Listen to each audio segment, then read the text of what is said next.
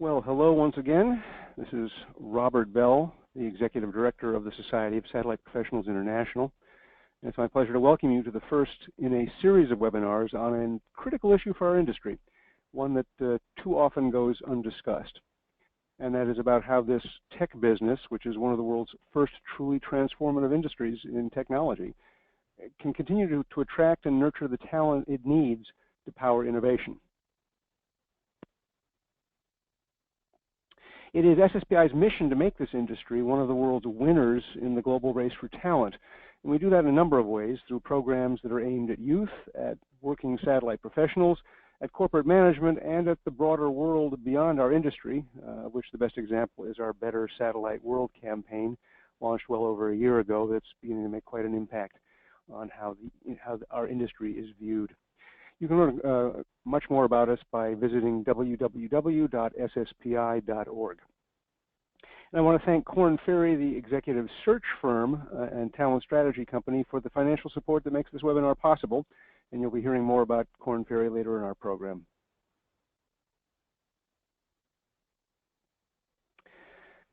Today we're focusing on a particular aspect of the problem, the way in which the wave of new companies entering this industry in recent years is overturning long-held assumptions about our ability to recruit and to keep talented people.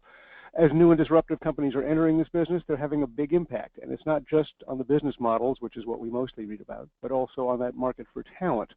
So that is true whether you're speaking of SpaceX and launch, OneWeb and broadband, or many, many other companies. Those rock star firms that are making the headlines these days are also exerting a gravitational pull on talent. So today we're going to be addressing three questions. How are the new entrants similar to and different from the incumbents? How are they approaching talent acquisition and management? And finally, what does it mean for the industry at large, including both the incumbents and the new disruptive entrants looking forward into the future? So our agenda today is we're going to be hearing a presentation on disruptors in the talent market. That will be followed by some highlights from SSPI's launch failure study published toward the end of last year. And finally, we'll have time for questions and comments from you. So on that note, just some housekeeping. Right now, currently, all attendees are in listen-only mode. So if you want to submit a question, and I certainly encourage you to do so, you'll find on your GoToWebinar control panel a section called Questions. And if it's just a gray line, you can click on it and it will open up. You can type anything you like in there. I will see it, and as we get to the Q&A portion, I will bring you and your questions into the conversation. This session is being recorded, and it will be available after this live event on SSPI's website, or SSPI's white, as it says here on the screen. And finally, technical support. You might want to just jot these numbers down. In the U.S., it's a toll-free number, 855-352-9002, or for any place else, it's 1 for the U.S., 805-617-7000, and that'll get you to some people who will help you. But we know we're not going to need anything like that. So it is my pleasure to introduce the gentleman who's going to be speaking to us on this issue of disruptors in the talent market. He is a renowned expert in the field, and he's been doing what he's been doing for about 25 years. He's the global sector leader for aviation, aerospace, and defense currently at Korn Ferry. His clientele includes everything from Fortune 50 organizations to smaller, fast-growing technology companies in both the commercial and the government markets. And then his experience runs from aerospace and defense to systems integration, software, and electronic products. He's even worked for publishing companies, I know. So Clark, welcome to our program, and over to you, sir. Thanks very much, Robert. I appreciate it.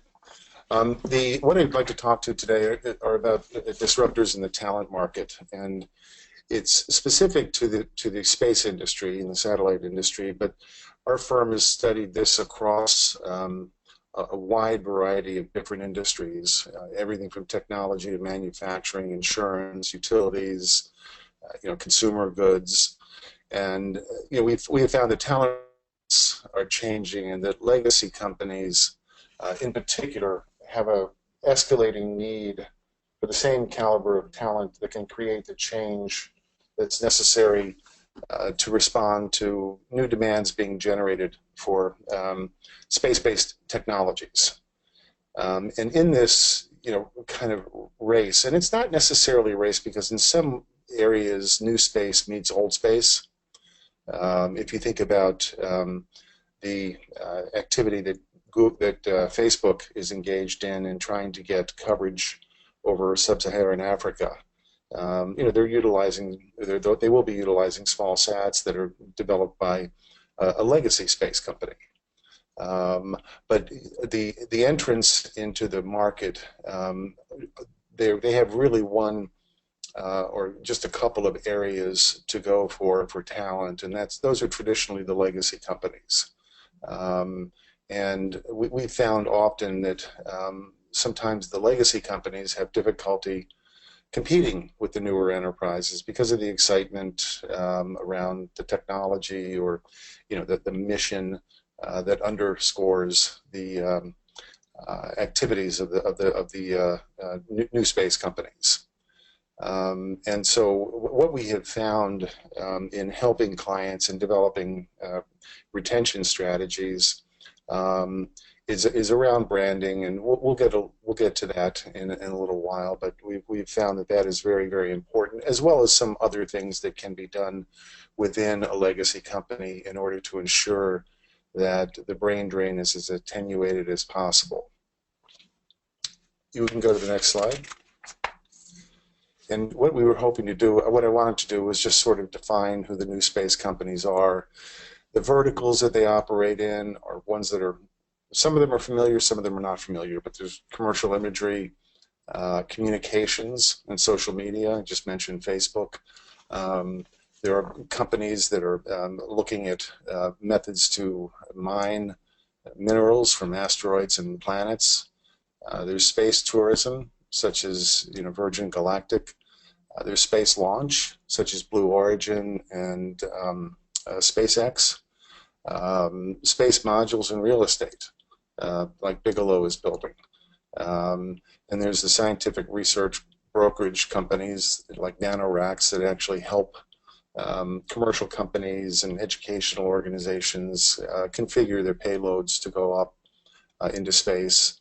And then there's also energy harnessing from renewable sources. So that's a little bit about the new space companies. And what I would hope to do was to sort of identify the differences between the two, just so that we get a good level set. So in legacy space, a lot of it is funded by governments, and these are funded through long-term development contracts that typically will work on the cost plus business model, although that has been shifting somewhat. But with something as exotic as a satellite, it's oftentimes very difficult to work on a fixed price arrangement. The legacy space companies tend to have a relatively stable workforce, 10, 12, 14% attrition. Usually when people leave, they will go to other traditional legacy space companies, although increasingly they're being recruited into new space companies. Many of the legacy space companies are publicly traded. They tend to focus on evolutionary innovation and versus step changes. And they kind of represent the status quo in terms of, and this is not to denigrate legacy space companies because they are very innovative, but this is just in comparison to new space companies. And of course, there's the profit motive or the P&L necessity that underlies any publicly traded company. Now, new space is a little bit different in that right now it's privately financed. By and large, by everyone from Elon Musk to Jeff Bezos to George Allen, Paul Allen, sorry, and a number of venture funds are getting involved in it now. Started having meetings in Silicon Valley on an annual basis called Space 2.0. They tend to have a little bit more of a short-term sales model versus a long-term development contract model. They try to be the low-cost provider, And if you look at, just on the launch side, if you look at the comparison between Aerojet and what SpaceX or Blue Origin is trying to accomplish, it really tends to, it can shake things up a bit as far as the traditional way of doing business. The workforce, they tend to attract people that are entrepreneurial, and that kind of pervades their cultures. Still, most of them are privately owned, either by individuals or by consortiums, or in some cases by private equity firms. What they seek to do is to innovate in a revolutionary manner that is disruptive, and many of them are mission driven. And if you take the example of Facebook, it's mission driven in the sense that they want to provide connectivity to people in sub-Saharan Africa. At the same time, it's also, let's face it, it's an advertising channel for them. But it'll accomplish both things.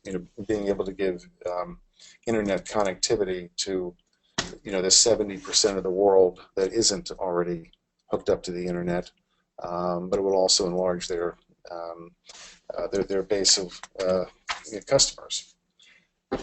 So the next slide is about the war for talent, and these are just some estimates that I've come up with just through sort of forensically getting at it. So the 10,000 number may not be good, but if you take into account that SpaceX itself has close to 5,000 employees now, you can see that 10,000 is probably not much of an exaggeration.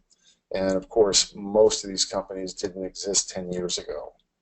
The new space companies do tend to recruit from, amongst the best of the legacy companies. They offer, equity. Some offer equity.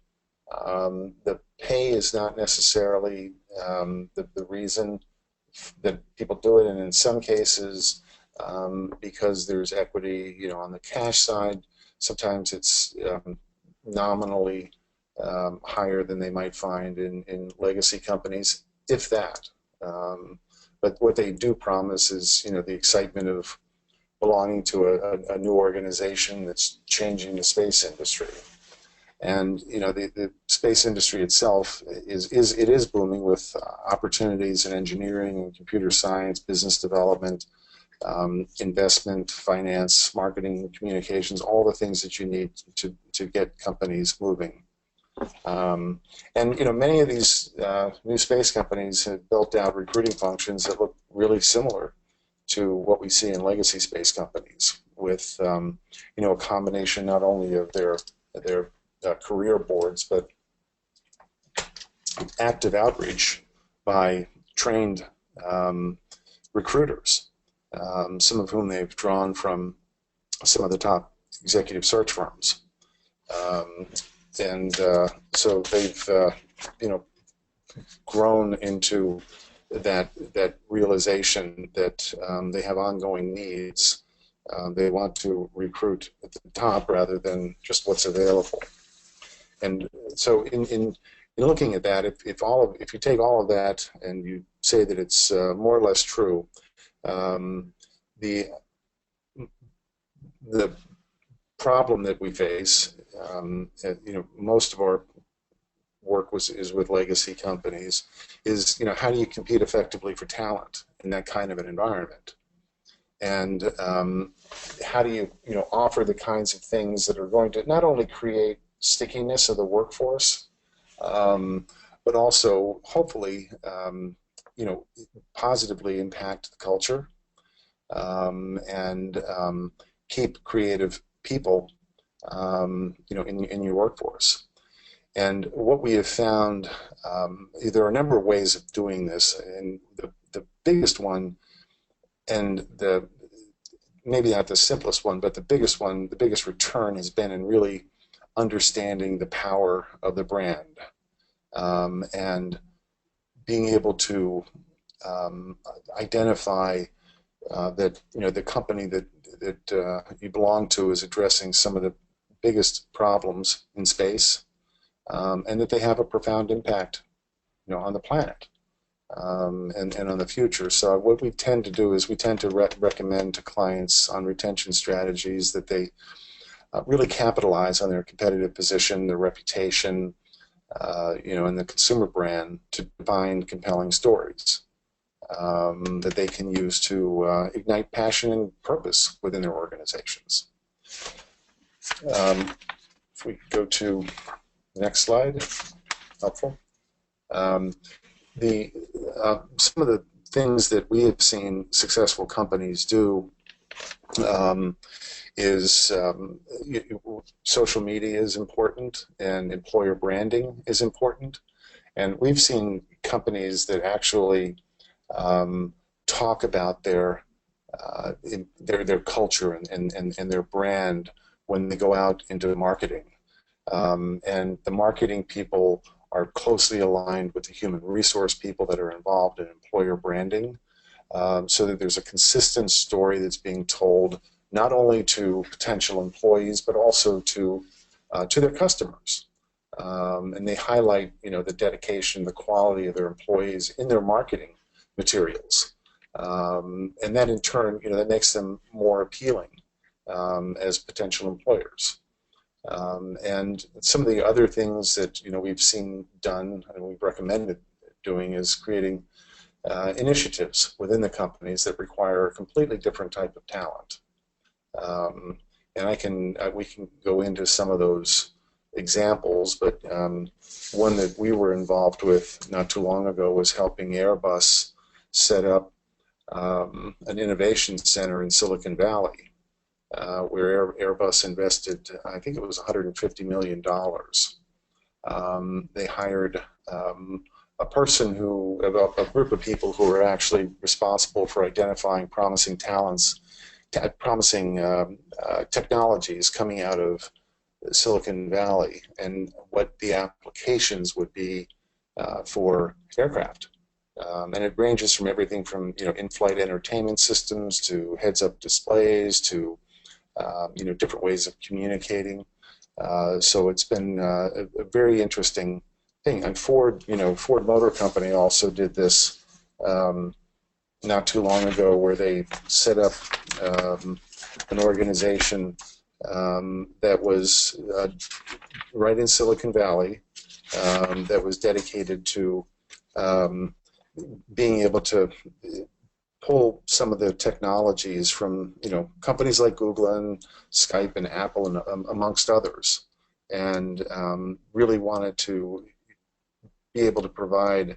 It looks more like a high-tech company than an automaker, and so that is a research center that is up and running now, and it's shown tremendous uplift of technology that can then be incorporated into Ford. The other area that we advise clients on is being able to recognize and reward creativity, and when you do that, what you realize downstream is that a culture shift that occurs that tends to engender more innovation, and which again becomes part of the overall employee brand. Next slide. And a lot of this, of course, it comes from a change at the thinking at the top of the organization, and it sometimes is the most difficult thing, because oftentimes people don't realize that that the culture may need change, and companies that have a long history of well-established ways of doing things, there's a tendency for certain kinds of thinking and behaviors to become ingrained, and that's particularly at the top. But it's important, and we've done studies on this, so we understand the reasons why. But we've also found that ingrained thinking is not true of all legacy companies, and the same analysis reveals examples of legacy companies where the executives scored higher than their peers because they exhibited traits and behaviors that were more similar to executives of newer companies. So the idea of embracing the change at the top of the organization is a really critical part of the overall challenge.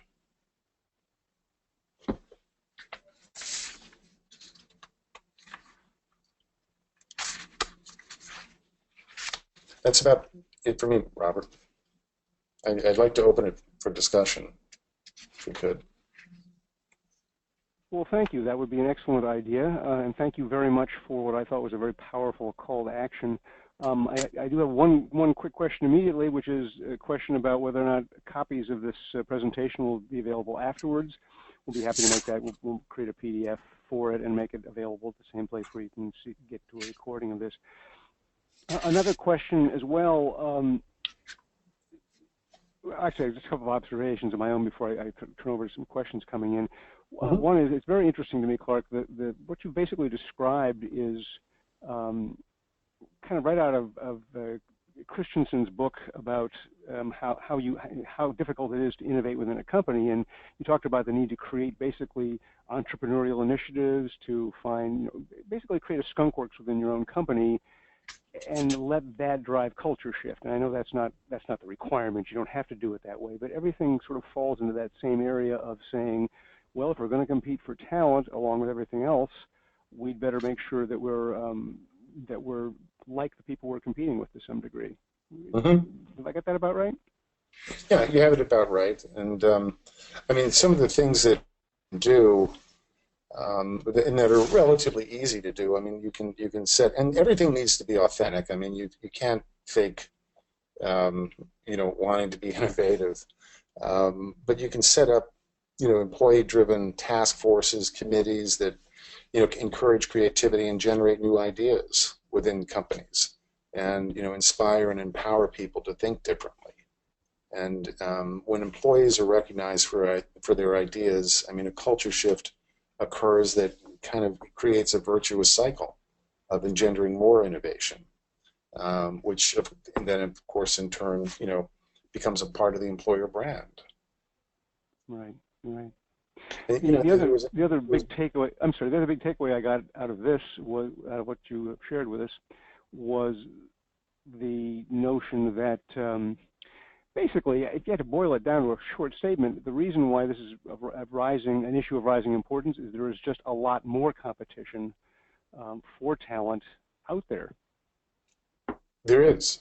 I mean, if you look at just one corner of the, if you just take space launch, 2 years ago, well, 5 years ago, there were really two companies. There was Aerojet and ATK. And now there are 4 companies, and that was deliberate. I mean, the Air Force funded a lot of the development, a lot of the work at SpaceX and Blue Origin because they want to have a healthy industrial base. And the success of SpaceX has not been, unblemished, but that's the cost of innovation, is failure. But these are things that that do pose a challenge. But that's just one area. You can see it in what Google is attempting to do with their purchase of Skybox imaging, and Google wants to fly constellations of small satellites that will provide real-time data on an ongoing basis of basically everywhere in the world. And if you think about the future and how that ties into things like controlling automobiles that are self-driven, you can understand that the kinds of capabilities that are coming online in space are not just the traditional $2 billion huge satellite that the U.S. government sends up to do signals intelligence or image intelligence. Right. Another question from our audience is, if you could be a little bit more specific in talking about how some of the new space companies are approaching executive and next level leadership talent acquisition? I mean, what are they looking for? What techniques are they using? Well, I mean, you mean how the mechanics of how they approach them? Yeah, this is a question. I'm interpreting a question. I think you've already talked a little bit about the overall strategy that they're going after the legacy companies. They're going after other places. But yeah, if you could get into the sort of specifics of how you actually how they find the talent they're looking for. Probably the same way we do. What a surprise! Which is identifying, the specific companies that you want to go after. I mean, information these days is accessible to anyone. They can go on to LinkedIn and ask for a connection and begin a discussion with people that might not be immediate, but they build relationships. I mean, we work with one new space company that we're basically, what we do is they want to talk to people from not only space companies but other industries, and we don't have a specific assignment with them, but what we do is we work with the CEO and the head of human resources to identify the top 1% of high potentials within a variety of companies in different market sets, including space and satellite systems. And we provide introductions to them. They have meetings, or they'll be invited to attend seminars that are put on, small workshops, things like that. And the whole idea, and this is a company that's building for the future, the whole idea is to get to know people before they need them. Sure. So we just named, we're just about to name our mentor of the year, and I was just reading his profile. He has a quote in there. He says, well, the first job is to pick the right players, and then you figure out what position they're going to play on your team, which I thought was an interesting thing. Yep. There's a lot to be said for that. There's a lot to be said for that. So I mean, I think one of the things that, of course, happens is once they're successful in recruiting one person, the first question that they get asked the day they start is, who else at your company, should be working here, and and they usually the individual will usually provide an introduction to facilitate the discussions. So you oftentimes see a number of people come in, groups of people come in, 5, 6, 7, 10 people that just sort of follow through.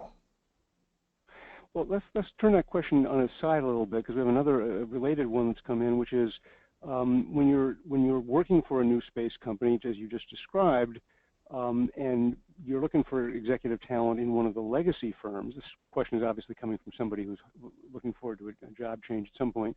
You're looking for executive talent in one of what's called the legacy companies or the incumbent companies. Is the approach the same there? Is it different? And if you're working at a new space company? Yeah, you Clark, are working for a new space company, recruiting for them, and they've said specifically, we want to, there are these 3 or 4 legacy incumbents, companies in our business that we're interested in finding some talent from. And is there anything different about your approach to them, or is it basically the same drill? It's relationships, it's cultivation. It's relationships, it's cultivation, it's getting to know the individuals over time before and sometimes it can be fairly direct. Would you be interested in having a conversation with us? Maybe we have a role for you. Does that answer the question, Robert? I think so. Obviously, what recruiters do mysterious to many of us, even though once you break it down, it's like any other process. I want to just dive down to the other end of the, if you will, of the workforce for a minute, because I'm interested for instance, one of the things I hear sometimes from folks in our industry is, the young employees, we bring them in, we train them, and then they leave us and go someplace else. And so, there's just a high attrition rate, which we'll be talking about in a second. So why on earth should we, should we make that investment, or isn't it a wasted investment? I'm just curious what your answer to them would be. Yeah, I mean, millennials.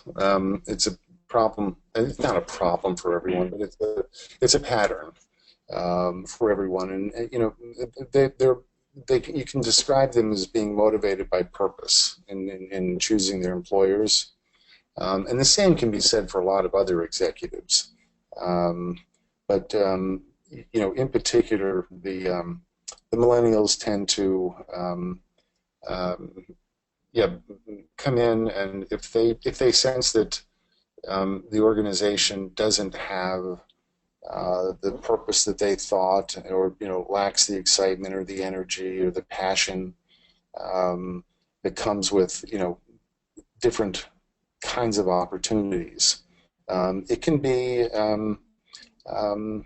expensive when you lose them, and that's why it's important to create the brand, create the excitement and the passion, and you won't have to worry about, or you'll reduce the attrition, particularly of the more promising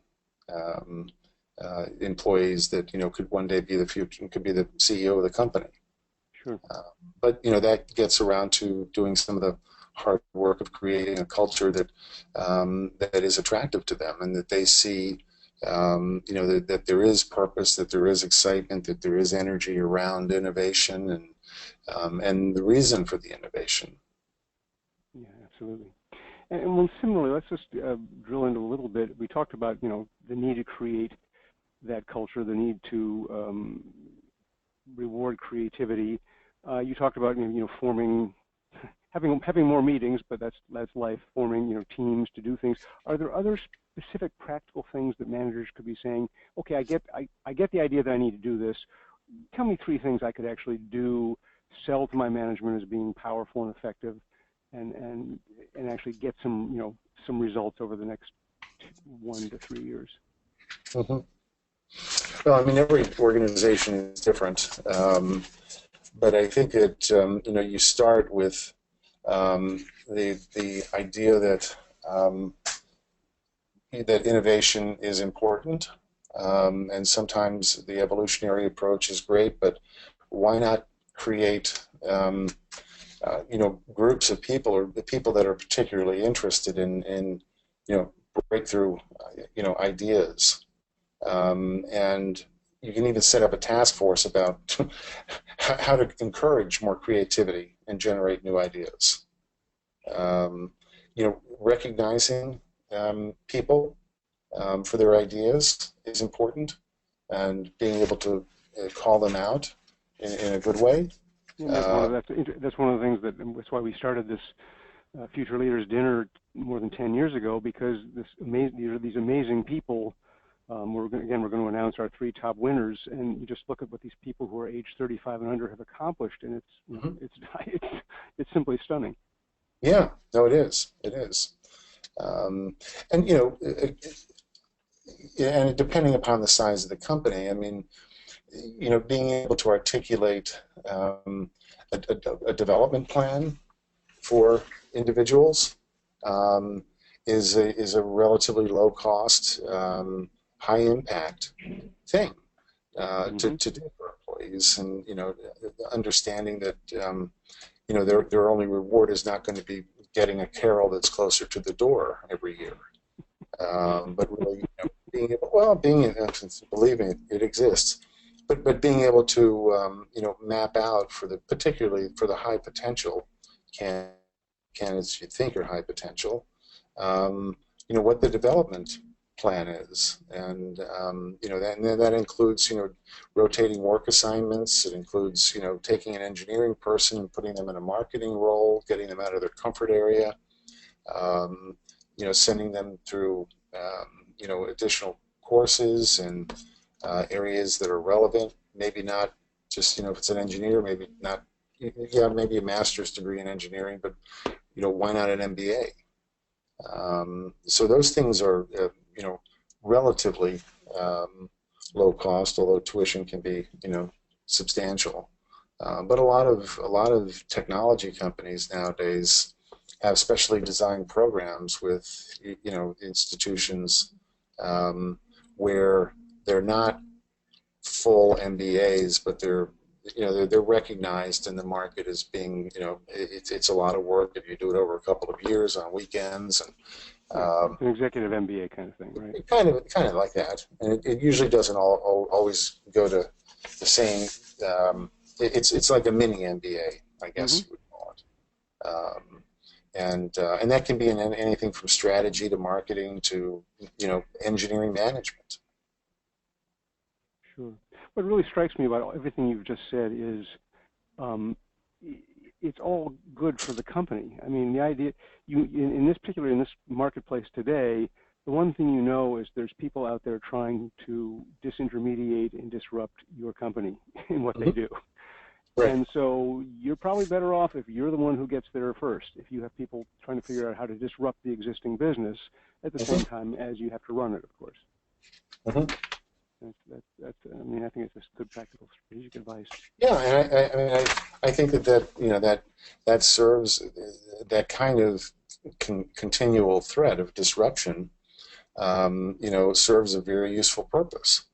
I remember an executive from a company that had invested in buying several in-flight entertainment companies. And these were the kind where the TV goes in the back of the seat. After spending many hundreds of millions of dollars collecting these IFE companies, somebody figured out how to get Wi-Fi on aircraft. Right. And pretty much, go internet. It figured out how to kind of disintermediate them. And so in-flight entertainment hasn't disappeared, but it's you don't get the same kind of, you get the data from elsewhere. You don't get it from the company that these in-flight entertainment. If your business was installing screens to the back of seats, your business is shrinking. Yeah. Correct. Well, right. I want you to hang in with us for just a little while longer, because I'm just going to turn to some highlights from the study we did last year of the satellite industry workforce in particular, because it has some interesting echoes of what you've been talking about, some interesting, maybe some new topics raised, and then we'll circle back and talk a bit more. Okay. That study was called Launch Failure, ? Can we attract and retain the talent that powers innovation? And it had a few interesting observations that I want to share with you. You can download the full study from our website at www.sspi.org, which is in our New Century Workforce section, one of our 4 major missions, the New Century Workforce. If you are an SSPI sponsor or member, it's available to you for free. All others must, I'm sorry, pay their way so we can do some more of this kind of thing. So the 2 big takeaways, the kind of headlines from Launch Failure, are on your screen. One of them is that the satellite industry relies on a cadre of experienced workers, age 45 to 54, who make up some 42% of employees. And that's probably not a surprise to any of us who work in the established satellite industry. It's pretty much what we observe. But then there's another statistic which has to do with that voluntary attrition rate. For employees with and voluntary attrition, of course, is somebody leaving their job voluntarily, not being laid off, but saying, I'm going someplace else. That attrition rate for employees with 1 to 5 years of service is a stunning 67%. So we looked at those 2 numbers, which again come from our study of the employee base as well as interviews with human resources executives. And it really suggests pretty powerfully that our industry is not investing enough, or maybe not making smart enough investments in career paths that retain young talent, because it's comfortable relying heavily on these older workers who know how to get things done. But as our conversation with Clark just suggested, they may not necessarily be as good at devising new, revolutionary, disruptive ways to do things. Now, all industries, this is not our industry alone, all industries see a higher attrition rate from younger employees. Clark referred to the millennials. And why not? They're trying out different career paths before they settle on one. They're attracted by passion, by a chance to change the world, and that's what they're looking for. But that entry of these disruptive new companies into the industry means that we just have to do better in terms of hanging on to our best and our brightest. We also looked at the issue of how engaged people are in their work, and we used a standard set of questions that measure employee engagement. And again, here are two statistics that certainly got our attention. The age group that is most strongly engaged in the company's mission, the people who feel the fire in the belly for the mission of this company, tend to be 18 to 24 years old, which by almost certainly means that they're in some kind of starting position with the company. So those are the people who really want to do what we're doing, if we can find a way to empower them to do it. And then, but the real stunner for me was the second bullet point. Engagement is strongest in administrative and finance positions at companies, so senior management, other kinds of administration and finance. And it's weakest in sales and marketing, in design and engineering, and in operations. That's a really odd thing. Administration and finance are necessarily one step removed from the core business of the organization, right? I mean, by definition. So the implication is that the closer an employee is to the creation of new customers, the closer an employee is to delivering value to the current customers, the weaker is their engagement with their company. That doesn't sound like great news for us today. And traditionally, our business has focused on recruiting seasoned and experienced people, typically from broadcast, from the military, or from a competitor, from another satellite-centric company. In fact, the human resources executives that we interviewed described poaching employees from other satellite companies as pretty much what they did day by day. And I guess at SSPI, we're asking what's wrong with this picture. A healthy industry, healthy growing technology industry should probably have a lower attrition rate for new hires, and it should probably have a flatter age curve overall. It should be focused on recruiting, on onboarding and integrating new talent, even though some percent of it is going to go elsewhere, rather than just on hiring another gray-haired veteran. And it should be, as Clark already said, designing career paths that bind young workers to that organization, which is something that our competitors outside of this industry in IT and telecom and social media and all these other places, they're doing extremely well. And we have to say, again, from looking at some of the companies in our industry in this study, the best companies are doing a good job. They're doing things and they're getting better all the time. The challenge is for the entire industry to understand what works, to look at the problem seriously, and to change the thinking at the top, as Clark said, about how we win the global race for talent. So, oops, hello, we went backwards. No, I'm sorry, I'm going backwards. That's my problem. Hang on one moment. We'll catch up. There we go. So let's turn it back to some questions from you as well as some ones that I've got. Clark, does this all sound familiar to you based upon when we did this study? Does this sound about right to you? Yeah, it does sound about right. Every point you touched on. And is it? I mean, is it? As I look at it, because I'm not in your business, and I don't run the talent recruitment management for any company. But it seemed to me like these were not happy numbers. These were not things that we should be trying to get more of. No, they're not great numbers. Okay. And it's for what it's worth. I mean, I do. I also help the Aerospace Industries Association with a broader workforce study, and it appears as though the numbers in the satellite industry are a little bit worse than the ones in the aerospace industry broadly. Right. Well, that's because we don't get to fly in the atmosphere. I think that's our problem. That's right. That's right. Well, I said in my remarks that there are companies doing a good job on this, and we told some stories in our report about that. But I'm just curious in terms of some of the best practices you've seen out there. You've already mentioned it, in terms of team building and so forth. One of the examples I saw was a company that just, before the first day of work, they basically assign you to do several hours of online training, and then when you get there, you got a full day to get you oriented and off to the races. Which I thought was interesting as a way to, using its tools of technology to help make that employment more sticky. Is that something is that common or is that uncommon? That's that's common.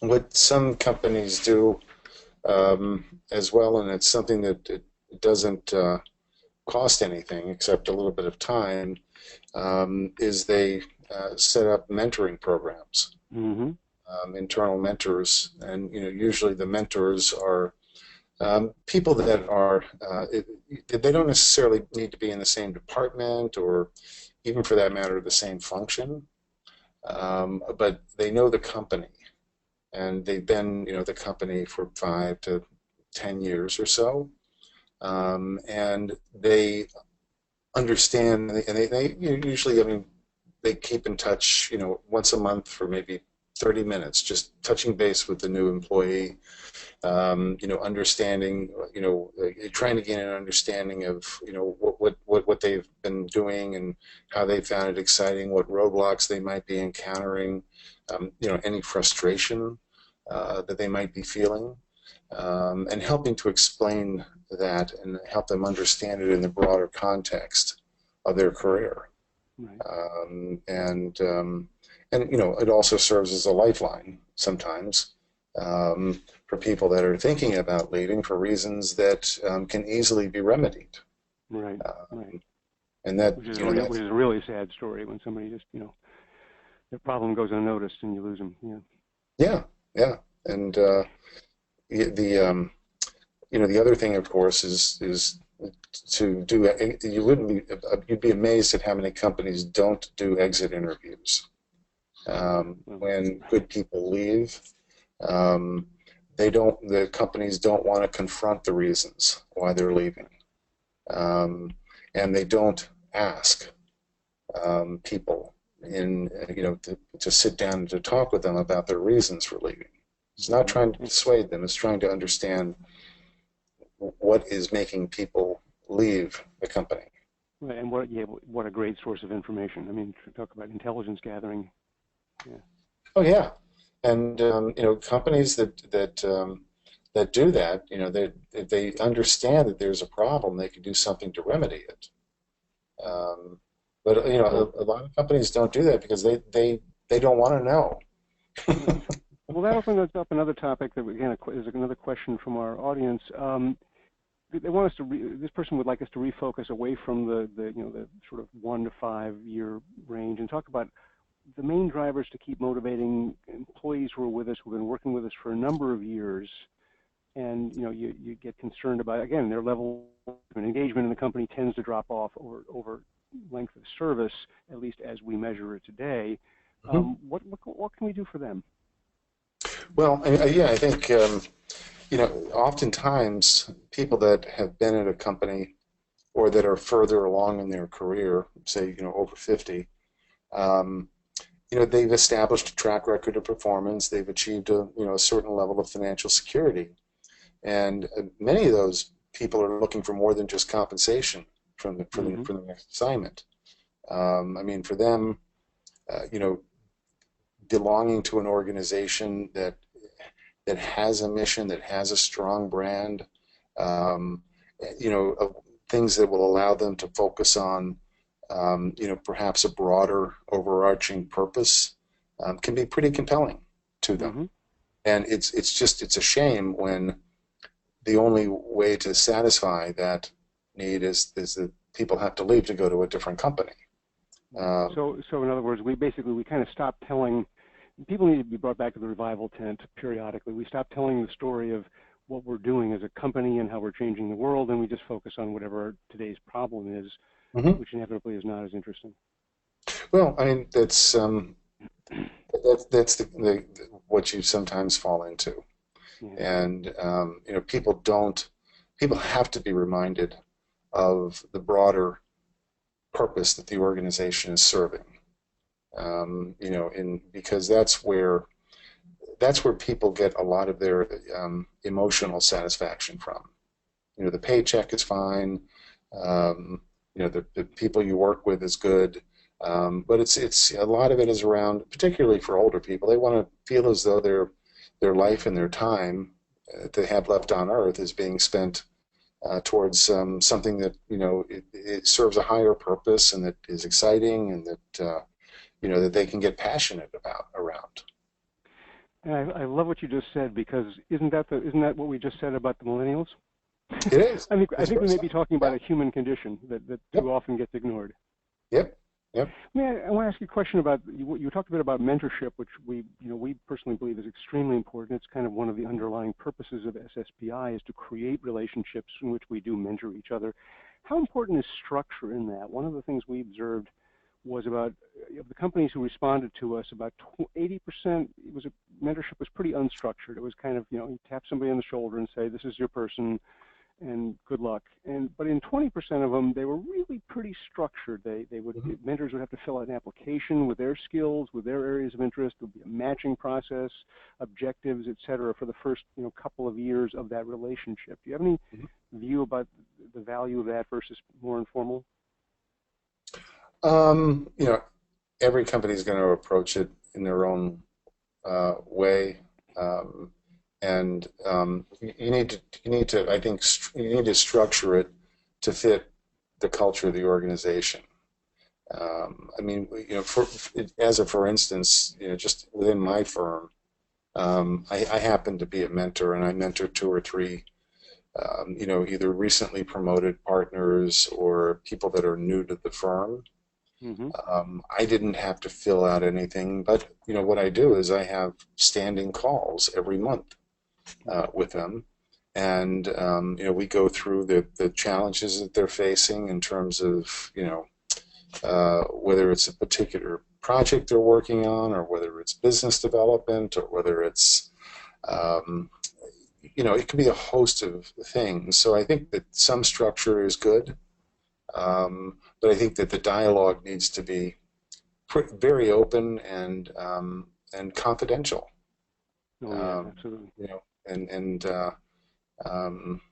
that's very important. The mentee should feel very comfortable telling them things that they would probably only tell their wives or husbands. Exactly. Well, and you've said several times, and I just want to bring that point out. People are often concerned about the expense, the trouble. One of the reasons this doesn't get done is because, well, it's perceived as not high enough priority, and it's perceived as being a kind of a black hole of cost. And I think you said several times, and it's been my observation through our studies, most of this is not about spending money. Most of this is about just trying to figure out what the right thing is to do, and devoting a small amount of money, relatively small amount of time to it in a skillful way. Is that right? Yeah. I don't think, we don't look at it as our mentoring program. We don't look at it as being, we don't get paid to do it. We do it because it creates a tighter culture at the organization, and one of where you help one another. And that long term, it will result in a higher stock price, and more business, and that virtuous circle or cycle. So it's not expensive. You can have one person that sort of is in charge of it, but they don't have to spend a lot of time on it as well. And that should go into their evaluations at the end of the year, that they've spent time mentoring younger members of the firm. And what you find, a lot of I've been here long enough now that many of the people that I mentored in the firm are now mentors themselves. Yeah, that's what you like to see. Yeah. We're coming up on the end here, and I've got one more question. But if you out there have a question you want to drop in here, please, by all means, do it now, or forever hold your peace. And my question is really is pretty simple. There's a really well-known company in our industry that's really gung-ho on this. They've set up their own, branded university training program for their people, and they have a stretch program that creates teams from different parts of the business in kind of the way you described, tackle a specific technology challenge, business challenge, et cetera. But one of the things that really, this conversation has made me realize that the importance of that is in the work of that team itself, but more importantly, and this was something that was stressed to me actually, they make sure that those stretch teams or stretch program members are getting visibility across the organization. And again, when it comes down to rewarding people, again, it doesn't cost a dime, and yet if you've got a bunch of good people and you take the trouble to get them known across the organization for doing good work, boy, is that a powerful motivator. Oh, it's a huge motivator. And again, it doesn't cost anything, but it not only has the ego appeal of getting recognized, but it's a very good developmental tool because of the what they will learn from other parts of the organization, and the relationships that they establish. Exactly. Well, listen, Clark, I've enjoyed this conversation very, very much. I know that our listeners have as well. I appreciate all the questions that we received. They help keep us focused on what's important to you. I want to thank Clark Havner very much for sharing his time and expertise with us. I also want to thank his company, Korn Ferry, for the financial support that makes this webinar possible. This is, as I said, the first of a series, so we'll be back with Clark and other people talking about issues that really, really make a difference to our industry, even though they don't get talked about as much as they should have. So, Clark, thank you, sir. You're welcome. Thank you very much for having me. I wish everybody else a successful rest of their day. Thank you. Thank you.